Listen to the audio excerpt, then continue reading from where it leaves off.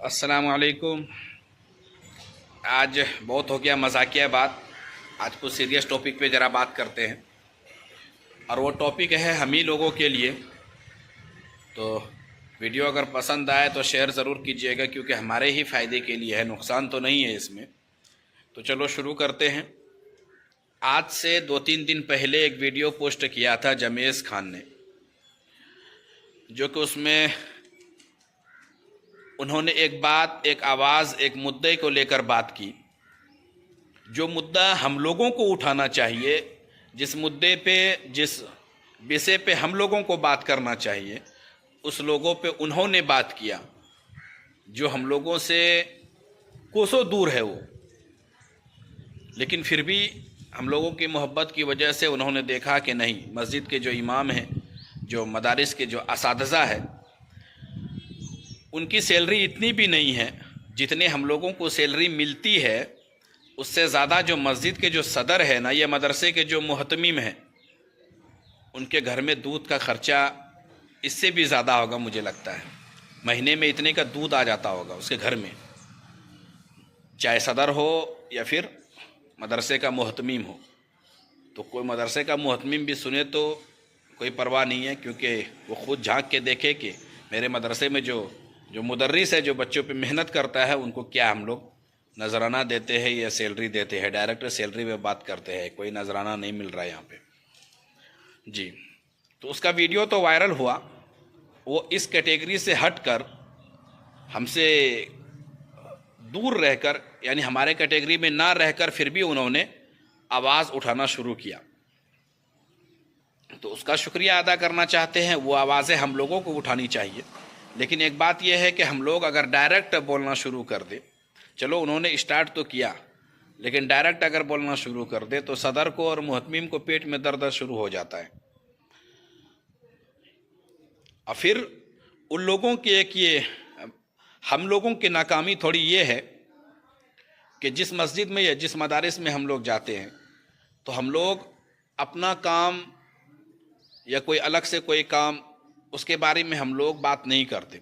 जो मदरसे के मुहतमिम है या फिर मस्जिद के जो सदर है, वो लोग जो जिम्मेदारियां हम लोगों के ऊपर थोप दी जाती है, उसमें हम लोग हाँ हाँ भर देते हैं। तो ऐसा काम नहीं चलेगा। अगर कहीं मस्जिद ऐसे है, जैसे मैं यहाँ पे आया हूँ, तो मैं अपना शर्त रख के आया हूँ। मुझे भी मस्जिद के सदर, मैं भी मस्जिद में हूँ, देखो मस्जिद में हूँ, लेकिन मस्जिद के सदर ने जो शर्त रखी, उसका शर्त मैं एक भी नहीं माना। शर्त मेरा रहेगा, नमाज मैं पढ़ाऊँगा तो शर्त भी मेरा रहेगा। मैं नमाज के बाद क्या करता हूँ उस पर कोई हिसाब किताब नहीं होना चाहिए। सबसे पहली बात तो ये है। दूसरी चीज़ है, मुझे ये दुकान देखो बना के दी गई है, ये शटर है और 2 दुकानें हैं इसमें। उसमें दुकान करने की इजाज़त दी गई है मुझे ख़ास करके। तो मैं, और जो इमाम है, मस्जिद के जो इमाम है, कहीं पे भी जाते हैं तो अपना शर्त रखे। अपना शर्त रखने के बाद कि नमाज़ पढ़ाने के बाद मैं कुछ कर सकता हूँ तो ठीक है, नहीं तो उनकी शर्तों पे हाँ हाँ मत करिए, नहीं तो बाद में फिर वो लोग परेशान करते हैं। तो खैर, बात कहीं और चली गई। बात सैलरी पे हो रहा था। एक बंदे ने, जमेज़ खान ने, जो कि आवाज़ उठाया, उसका वीडियो तो वायरल गया, लेकिन कोई रिस्पॉन्स नहीं आया, कोई हल्ला गुल्ला नहीं मच रहा। हमने भी सोचा कि चलो उसकी ही बातों पे, उसके ही वीडियो से पीछे पीछे ज़रा हम लोग भी बात उठा दें, जो कि जाहिर सी बात है कि किसी को लगेगा कि नहीं भाई, हमारे कैटेगरी वाले भी आवाज़ उठा रहे। तो ये ज़रूरी है। और एक बात मैं बता दूँ, तेलंगाना के अंदर अभी आज से 1 महीना पहले हैदराबाद में भी एक धरना प्रदर्शन किया गया था। अब उसको राजनीति कहिए या क्या भी कहिए, लेकिन एक धरना प्रदर्शन कहा गया था कि इस टाइम और इस ज़माने के एतबार से कम एक इमाम की सैलरी 20,000 से कम नहीं होना चाहिए। और हम लोगों की गलती क्या है कि जब हम लोग सैलरी की बात सदर से करते हैं तो वो लोग इमाम चेंज करने लगता है। लेकिन जब इमाम चेंज करता है, जब नया इमाम या नया दूसरा कोई आता है जगह पे, तो वो सदर से या मस्जिद के ज़िम्मेदार से नहीं पूछते कि पहले इमाम जो गया है वो किस वजह से गया है।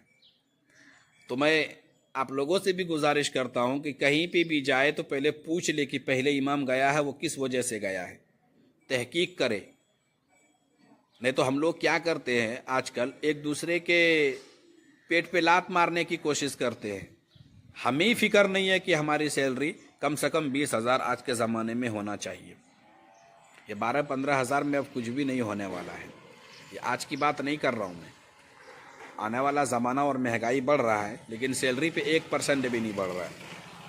اس سے پہلے اگر بات کر لی جائے پہلے کے علماء کرام کا، مولانا اشرف علی تھانوی ہو چاہے مولانا حسین احمد مدنی ہو، وہ لوگ بھی مسجد میں امامت کرتے تھے، مدرسے میں درس دیتے تھے، لیکن ان کی سیلری اتنی ہوتی تھی کہ وہ لوگ ایک سال کی سیلری سے وہ لوگ حج کر لیا کرتے تھے. یعنی ان کے اوپر حج فرض ہو جایا کرتا تھا، اتنی سیلری ان کو ملتی تھی اس زمانے میں، مولانا حسین احمد مدنی کے زمانے میں، مولانا اشرف علی تھانوی کے زمانے میں. اور آج ہم لوگ ایک سال تو کیا 5 سال کے بھی پیسے اگر جمع کریں گے تب بھی ہم حج نہیں کر سکتے. یہ حالات ہو گئی ہے ہماری. تو یہ ناکامی جو ہے وہ مسجد کے صدر کی نہیں ہے، مدرسے کی محتمیم کی نہیں ہے، وہ ہم لوگوں کی ناکامی ہے. کیونکہ ہم لوگ جب ایک امام کو نکالتے ہیں، جب ایک امام جاتے ہیں، ایک صدر مدرس جب جاتے ہیں تو ہم لوگ جو ہے اس کی جگہ پہ فوراً پہنچ جاتے ہیں. تو ان لوگوں کو ذرا برابر بھی احساس نہیں ہوتا ہے. احساس تو تب ہوگا نا کہ جب جا کے ہم لوگ اس کو احساس دلائیں گے. کہیں پہ بھی جائے، اگر کہیں 10,000 سیلری ہے تو کم سے کم 2,000-3,000 اس کو بڑھانے کی کوشش کریں کہ 15 دے گا تب جائیں گے، نہیں تو نہیں رہیں گے. ڈھونڈتے رہیے. ایک مہینہ جب وہ امام ڈھونڈے گا، ایک مہینہ جب کوئی مسجد میں امام نہیں آئے گا نا تو ان کو دن میں بھی تارے نظر آنے لگیں گے، مسجد کے صدر کو بھی اور مدرسے کے محتمیم کو بھی. تو اس کی فکر ہم لوگوں کی کرنی ہے، دوسرا کوئی فکر کرنے والا نہیں ہے. وہ تو شکر ہے جمیز خان نے جس نے آواز اٹھایا، ہم لوگوں کی لائف، ہم لوگوں کی زندگی کے بارے میں انہوں نے بتایا، لیکن ویڈیو اتنا وائرل ہونے کے بعد بھی ابھی تک کوئی رسپانس نہیں ملا ہے. یہ سیریس میٹر ہے. لیکن ان لوگوں پہ ہم لوگ بولنا نہیں چاہتے. صدر کے سامنے میں جو گاؤں کے ذمہ دار جو واہ واہی کرتے ہیں، امام کی تعریف کرتے ہیں، ان سے خالی اپنی زندگی میں ایک مرتبہ خالی بول کے دیکھیے کہ میری سیلری بڑھائیے. دوسرے دن وہ کہہ دیں گے کہ آپ بوریا بستر لے کے جائیے، ہم دوسرا امام صاحب ڈھونڈ لیں گے. جو آپ سے محبت کرتے تھے، محبت کا دعویٰ کرتے تھے، آپ کے پاس ہمیشہ اٹھنا بیٹھنا ہوتا تھا، لیکن جب آپ ان سے خالی سیلری کے بارے میں بولیں گے، زیادہ نہیں، 1,000-2,000 خالی بڑھانے کے لیے بول دیجئے، تو وہ لوگ فوراً کہیں گے نہیں آپ جائیے، ہم دوسرا امام لے آئیں گے. تو یہ حالات ہے. اور دوسرا امام بھی فوراً مل جاتا ہے اور آ بھی جاتے ہیں اتنی ہی سیلری میں. تو یہ ناکامی ہم لوگوں کی ہے. اس ناکامی کو دور کرنا پڑے گا. نہیں تو اس کے علاوہ پھر دوسرا راستہ ہے جو نبی کریم صلی اللہ علیہ وسلم نے بتایا اور صحابہ کرام نے کیا. حضرت عبد الرحمن بن عوف نے کیا، حضرت عثمان غنی رضی اللہ عنہ نے کیا.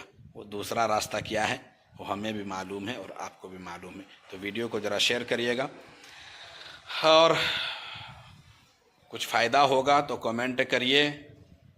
اگر اچھی لگی تو دوسرا ویڈیو پھر اس کے اوپر بنائیں گے، اور خاص کر کے مدرسے کی محتمیم جو ہیں ان کے اوپر تو ضرور بولیں گے.